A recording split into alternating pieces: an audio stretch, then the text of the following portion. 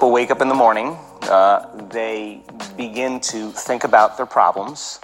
Those problems are circuits of memories in the brain.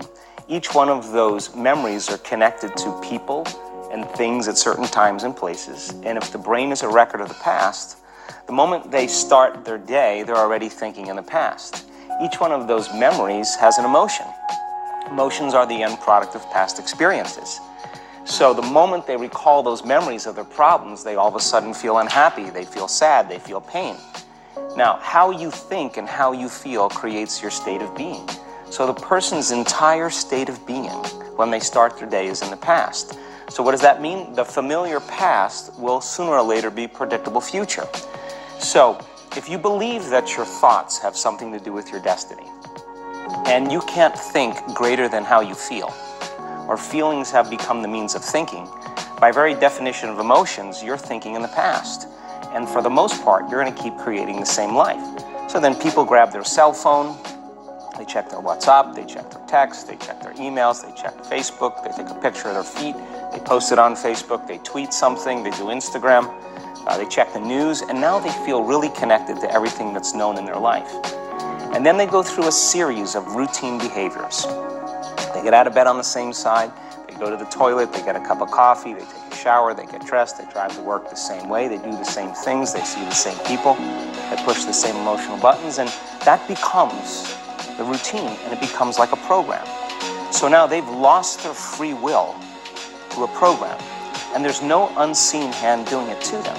So when it comes time to change, the redundancy of that cycle becomes a subconscious program. So now 95% of who we are by the time we're 35 years old is a memorized set of behaviors, emotional reactions, unconscious habits, hardwired attitudes, beliefs, and perceptions that function like a computer program. So then a person can say with their 5% of their conscious mind, I want to be healthy, I want to be happy, I want to be free. But the body's on a whole different program. So then how do you begin to make those changes? Well, you have to get beyond the analytical mind, because what separates the conscious mind from the subconscious mind is the analytical mind. And that's where meditation comes in, because you can teach people through practice how to change their brainwaves, slow them down. And when they do that properly, they do enter the operating system where they can begin to make some really important changes. So most people then wait for crisis or trauma or disease or diagnosis. They wait for loss, some tragedy to make up their mind to change. And my message is, why wait? And you can learn and change in a state of pain and suffering, or you can learn and change in a state of joy and inspiration. And I think right now, the cool thing is that people are waking up. Most people spend 70% of their life living in survival and living in stress. So they're always anticipating the worst case scenario based on a past experience. And they're literally, out of the infinite potentials in the quantum field, they're selecting the worst possible outcome, and they're beginning to emotionally embrace it with fear. And they're conditioning their body into a state of fear. Do that enough times, the body has a panic attack without you. You can't even predict it because it's programmed subconsciously. So people become addicted to the rush of those emotions, and they use the problems and conditions in their life to reaffirm their limitation, so at least they can feel something. So now when it comes time to change, you say to the person, why are you this way? Well, every time they recall the event, they're producing the same chemistry in their brain and body as if the event is occurring, firing and wiring the same circuits and sending the same emotional signature to the body. Well, what's the relevance behind that? Well, your body is your unconscious mind. In a sense, if you're sitting down and you start thinking about some future worst-case scenario that you're conjuring up in your mind, and you begin to feel the emotion of that event, your body doesn't know the difference between the event that's taking place in your world, outer world, and what you're creating by emotion or thought alone. So most people then, they're constantly reaffirming their emotional states.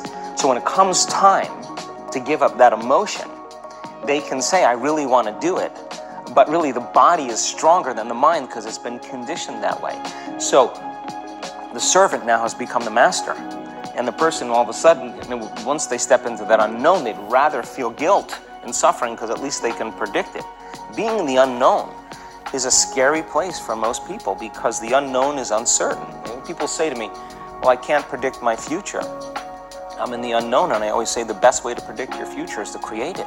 Not from the known, but from the unknown. What thoughts do you want to fire and wire in your brain? What behaviors do you want to demonstrate in one day?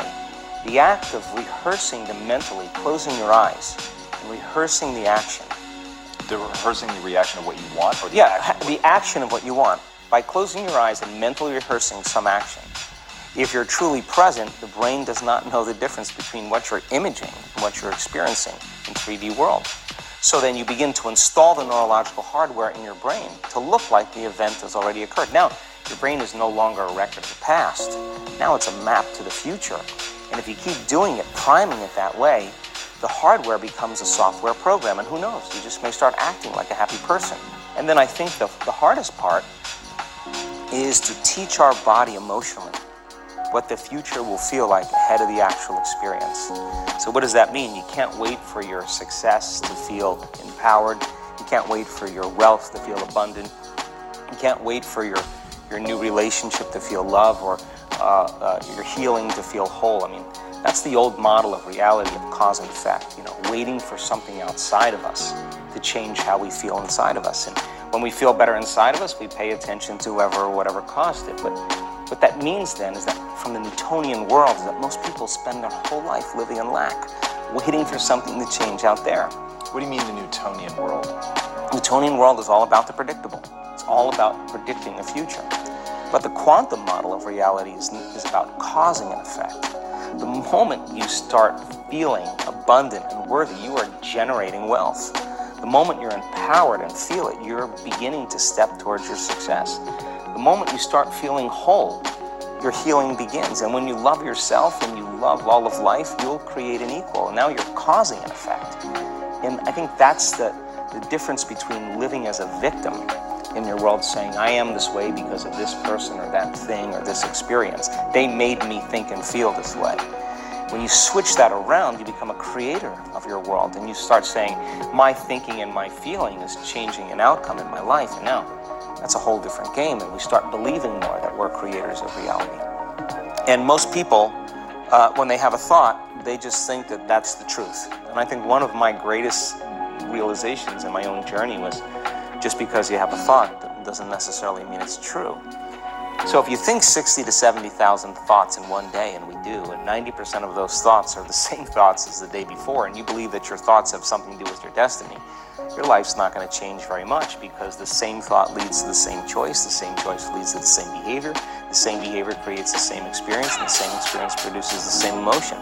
And so then the act of becoming conscious of this process to begin to become more aware of how you think, how you act, and how you feel.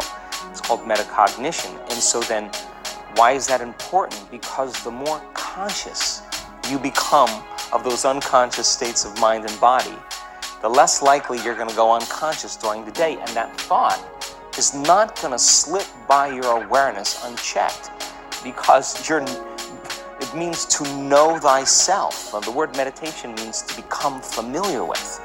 So as you become familiar with the thoughts, the behaviors, and the emotions of the old self, you're retiring that old self. As you fire and wire new thoughts and condition the body into a new emotional state, if you do that enough times, it'll begin to become familiar to you. So it's so important, just like a garden.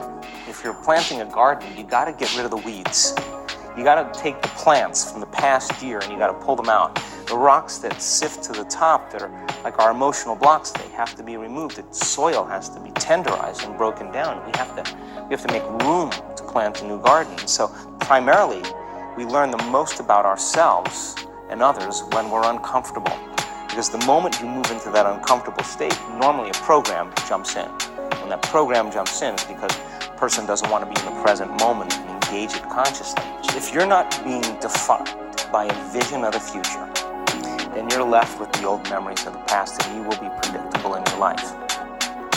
And if you wake up in the morning and you're not being defined by a vision of the future, as you see the same people and you go to the same places and you do the exact same thing at the exact same time, It's no longer that your personality is creating your personal reality. Now your personal reality is affecting or creating your personality. Your environment is really controlling how you think and feel unconsciously. Because every person, everything, every place, every experience has a neurological network in your brain. Every experience that you have with every person produces an emotion. So some people will use their boss to reaffirm their addiction to judgment. They'll use their enemy to reaffirm their addiction to hatred. They'll use their friends to reaffirm their addiction to suffering. So now they need the outer world to feel something. So to change then is to be greater than your environment, to be greater than the conditions in your world. And the environment is that seductive. So then, why is meditation the tool? Well, let's sit down, let's close our eyes. Let's disconnect from your outer environment. So if you're seeing less things, there's less stimulation going to your brain. If you're playing soft music or you have earplugs in, less sensory information coming to your brain, so you're disconnecting from your environment. If you can sit your body down and tell it to stay like an animal, stay right here. I'm going to feed you when we're done. You can get up and check your emails, you can do all your texts, but right now, you're going to sit there and obey me.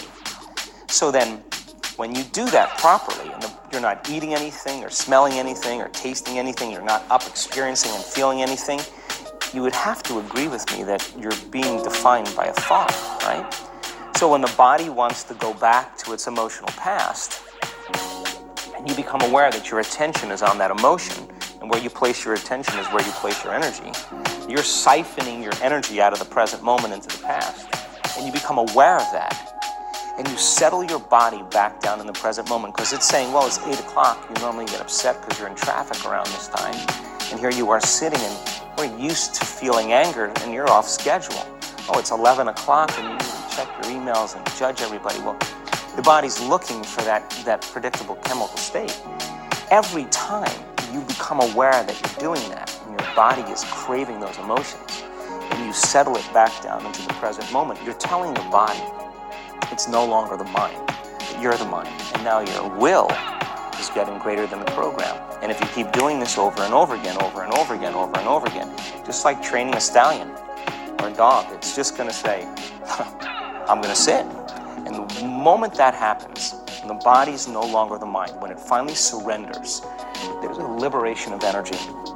We go from particle to wave, from matter to energy, and we free ourselves from the chains of those emotions that keep us in the familiar past. And we've seen this thousands of times. In fact, we can actually predict it now on a brain scan.